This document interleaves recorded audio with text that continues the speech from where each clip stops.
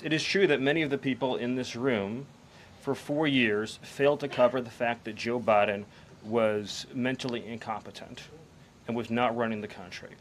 It is also true that many people in this room who have used this talking point that Elon is not elected fail to understand how government works.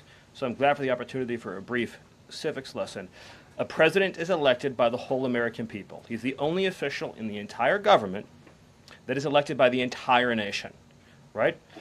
Judges are appointed, members of Congress are elected at the district or state level, which is one man. And the Constitution, Article 2, has a clause known as the vesting clause, and it says the executive power shall be vested in a president, singular.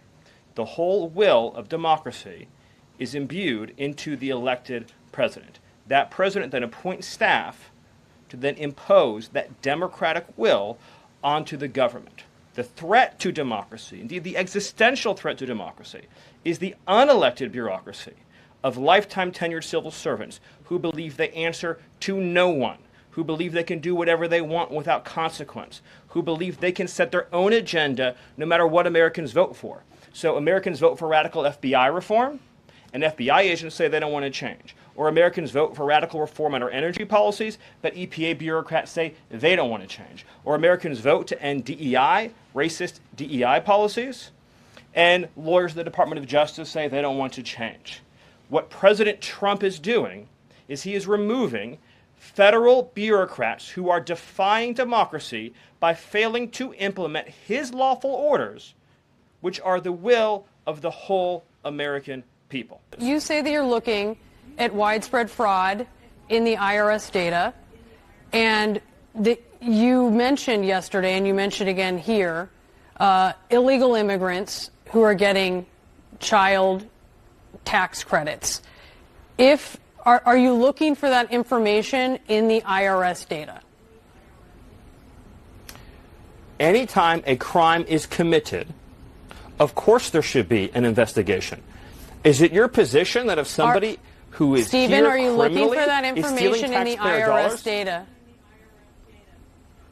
The federal government will find every illegal alien who is stealing American taxpayer dollars. And that is what Americans expect to happen. I don't even fathom the premise of your question. It's a simple question. Will you find that information in the IRS data and share that with law enforcement? If IRS investigators find illegal aliens stealing taxpayer money, of course they'll be referred to ICE. Of course they'll be referred to Homeland Security investigations. Of course it will be. Surely your position is not that we should let illegal aliens steal taxpayer dollars. Again, you want to talk about something to be upset about, that's it. What do you think? The millions of illegal aliens who've also stolen Social Security. Illegal aliens in mass have fake Social Security numbers. They have fake identities. Those are felonies. Why should there be an entire class in this country that is immunized from criminal prosecution and arrest for committing felonies? Felony theft of taxpayer information, felony theft of Social Security, felony theft of identity. These are all crimes. And yes, they will be investigated. Yes, they will be prosecuted. And yes, illegal aliens will be deported. And you know what happens when those deportations occur? Just very quickly, is that Americans will get jobs, Americans will get benefits, Americans will get houses. Stephen, if they got a credit, a child tax credit, and they will be referred, you're saying, to ICE for that, and you would expect deported for that? Is that the position of the administration? If it is found that a crime has been committed, they'll be referred. If it justifies the prosecution, they'll be prosecuted. If it justifies a deportation, they will be deported. This will be based on existing IRS protocols and procedures for criminal investigation and fraud. All right, the difference is that no one is given immunity anymore. No one is given permission to break the law anymore. Because this is not a country, this is not a sovereign territory, if illegal aliens can freely steal billions, with a B, billions of taxpayer dollars. And I would have to imagine that CNN, which is endlessly talked about the importance of democracy and the rule of law, would say that no class in this country should be above the law, least of all illegal aliens who've trespassed on our territory. No, Stephen, I'm just asking, I wanted to get your position on some things. We're not taking a position here. We wanted to get some answers to some questions. There are so many questions that need to be answered. It doesn't sound to me Miller, like you are, in fact, indifferent or unbiased on these questions, but thank you. Stephen Miller, thank you so much for your time. Really appreciate it, and we'll be right back. Thank you. It's great to be back. And I want to just thank you all for joining today our 1-month celebration of the most historic opening to a presidency in American history. No president comes close to what Donald Trump has achieved over just the last 30 days. He has packed 8 years of transformative action, restoring this nation, restoring our laws, restoring fairness, restoring economic opportunity, restoring national security in just 1 month. No one in this country has ever seen anything like it. And when you look at the consequentiality and the significance and the transformative nature of the actions he's taking, it truly defies description. For example, in just one area, this nation has been plagued and crippled by illegal discrimination, diversity, equity, and inclusion policies. It's strangled our economy, it has undermined public safety, it has made every aspect of life more difficult, more painful, and less safe. He has ended all DEI across the federal government. He has terminated all federal workers involved in promulgating these unlawful policies. He has ended diversity, equity, and inclusion in all federal contracting. He has restored merit as the cornerstone of all federal policy, restored the full, fair, impartial enforcement of our federal civil rights laws for the first time in generations. And he has cracked down on individuals across this government and nonprofits who have engaged in illegal racial discrimination against the American people. This includes making clear to every educational institution in this country that ending diversity, equity, and inclusion, ending unlawful race discrimination, is a precondition of receiving federal funds. He has also saved women's sports by ending the participation of men in women's sports. He has ended radical gender ideology across the entire federal government, and he's pressured the private sector to also end and combat radical gender ideology. He's reestablished the scientific and biological truth that there are only 2 sexes in this country, male and female, that those are biologically based determinations. They are not based and can never be based on gender identity. That includes rooting out of the Department of Defense all DEI policies, all critical race theory, all gender madness, and once again having a military that is focused solely and exclusively on readiness, preparedness, and lethality. As I'm sure Kevin will talk about more, of course, he has undertaken a historic cost-cutting effort across the federal government, launching the first ever Department of Government Efficiency, uncovering corruption on a scale that we never thought imaginable, terminating every single federal worker that we have found to be engaged in the corruption and theft and the waste of taxpayer dollars, and already saving $50 billion in a single year, which over a 10-year period would be $500 billion. Just think about how vast and enormous that sum is. Of course, as you all know, he has renamed the Gulf of Mexico to its correct and proper name, the Gulf of America. He has renamed Mount Denali into Mount McKinley, part of a historic effort to restore patriotism and national pride all across this land. He has ended the weaponization of the federal government, restored the Department of Justice to its true mission of combating threats to this nation and keeping the American people safe. He has ended all federal censorship of free speech. This has been one of the greatest crises that has plagued this nation. Years and years and years of the federal government violating the First Amendment to take away Americans' right of free speech. President Trump has ended that, and he has demanded that all federal workers, all law enforcement, cease any effort to intimidate the rights of Americans or to police their speech. He has also restored the death penalty at the Department of Justice, including for illegal aliens who commit murder, including for those who murder cops, and including for all of those who threaten Americans with heinous acts of violence. The death penalty is back, law and order is back, the streets are being made safe once again.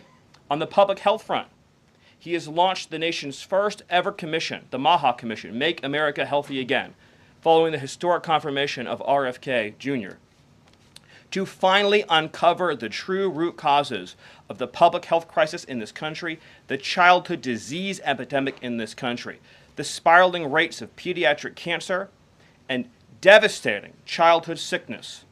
He has finally created a situation where the federal health agencies in this country will be focused on preventing disease, on keeping children from getting sick in the first place, not sentencing them to a lifetime in and out of hospitals, suffering needlessly, when we can find ways to prevent this epidemic of illness. Then, of course, on Homeland Security.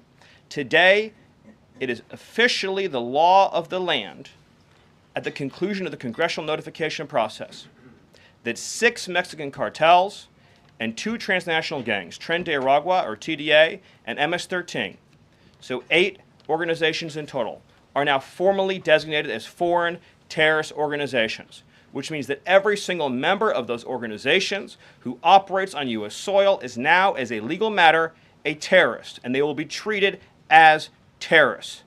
This is a sea change in U.S. policy.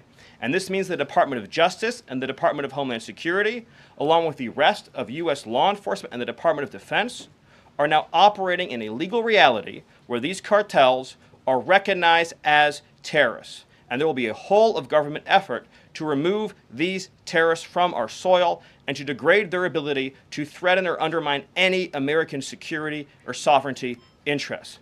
Border crossings, since the day he took office, are down 95%. I think it's almost impossible to even describe the scale and scope of that achievement. President Trump, within days of taking office, cut border crossings 95%. And those few who have dared to cross are being either prosecuted or deported. They're either facing significant jail time for trafficking, smuggling, harboring, aiding, impeding, or they're being immediately removed from our soil. Either way, at the end of the process, they are going home.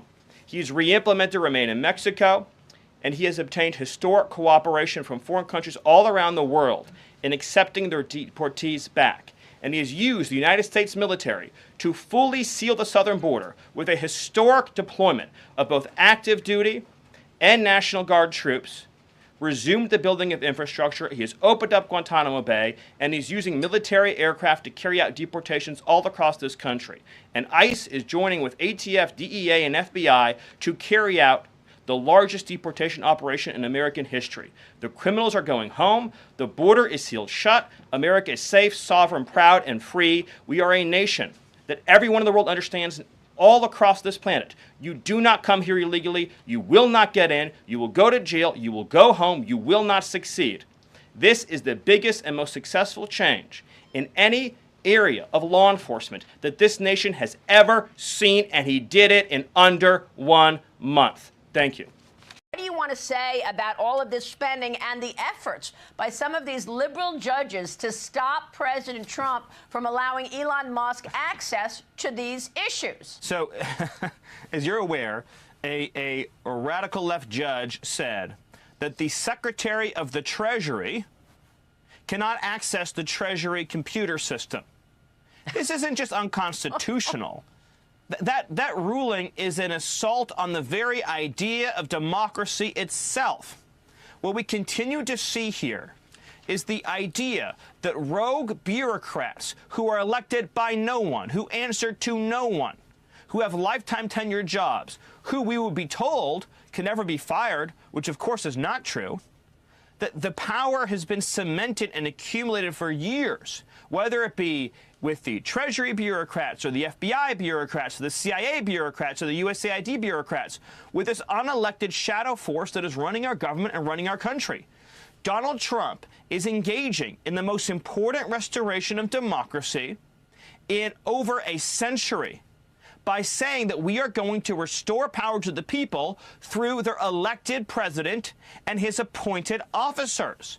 That is the only way we can have true democracy in this country. You elect a president, he appoints a staff, the staff transparently carries out his orders on behalf of the whole nation.